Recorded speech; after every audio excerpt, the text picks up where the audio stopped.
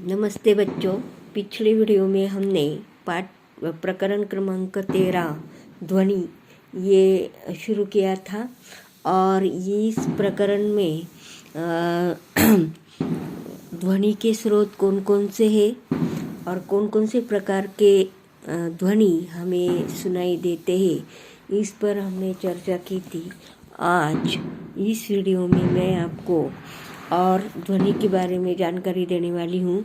देखो, तुम्हारे सामने ये चित्र दिखाई दे रहा है। ये श्वास नलिका है और ये स्वर यंत्र है। इनका ध्वनि का इस पर क्या असर होता है ये हमें देखना है। तो देखो, ध्वनि नाद आवाज़ की निर्मिति, संचरण और इनके प्रभाव से संबंधित विज्ञान को हम ध्वनि विज्ञान कहते हैं। ध्वनि को तीव्रता का मापन डेसिबल नाम का इकाई में करते हैं। तो हमारा कंठ यानी स्वर, तो हमारे कंठ के स्वर यंत्र में कंठ आवाज़ के स्वर यंत्र में पाए जाने वाले ध्वनि तंतुओं के कंपन द्वारा ध्वनि उत्पन्न होती है और स्वर यंत्र से निकलने वाली ध्वनि की श्रेणी ध्वनि तंतुओं के तनाव पर निर्भर रहती है।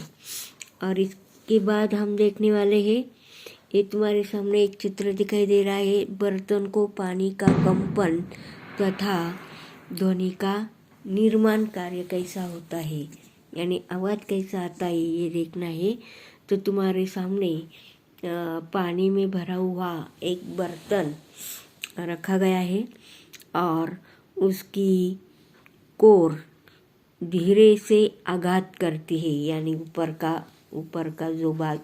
की जो बाजू है ये धीरे से आघात यानी आवाज़। तो ये देखकर हमें क्या दिखाई देता है कि बर्तन के पानी की सतह पर लहरें यानी तरंगे दिखाई देती है ऊपर। और बर्तन के पानी की सतह पर तरंगे कैसी बनती है ये हमें ज्ञात होना चाहिए। ध्वनि कैसे सुनाई देती है। इसके बाद ध्वनि के स्रोत के चारों ओर हवा होती है। ध्वनि स्रोत में कंपन होते ही उसके संपर्क वाली हवा की परतों में भी कंपन होते। ध्वनि के कंपनों की लहरें ध्वनि स्रोत से सभी दिशाओं में आजू बाजू में फैलती है और इन सभी लहरों को ध्वनि तरंग कहते। ध्वनि की तरंगे हमारे कानों तक पहुँचती।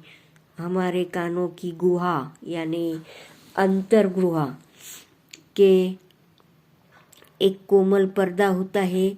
यह कंपन उसे प्राप्त होता है। इस कंपन के कारण निर्मित संवेदना कानों के चेता तंतुओं द्वारा हमारे मस्तिष्क तक पहुँचती है और हमें ध्वनि सुनाई पड़ती है।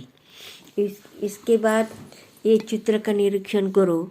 ध्वनि का संचरण, ये देखो, ये पानी का बूंदे, ये हवा है, क्योंकि इस गुब्बारे में हवा भरी रहती है और ये भरा हुआ गुब्बारा है, पानी भरा हुआ गुब्बारा, और ये खाली गुब्बारा है, हवा भरा हुआ। और ये दोनों में क्या बदलाव होता है, किस में आवाज़ आता है, ये हमें देखना है। तो ध्वनि का संचरण कैसे होता है ये हमें देखना है।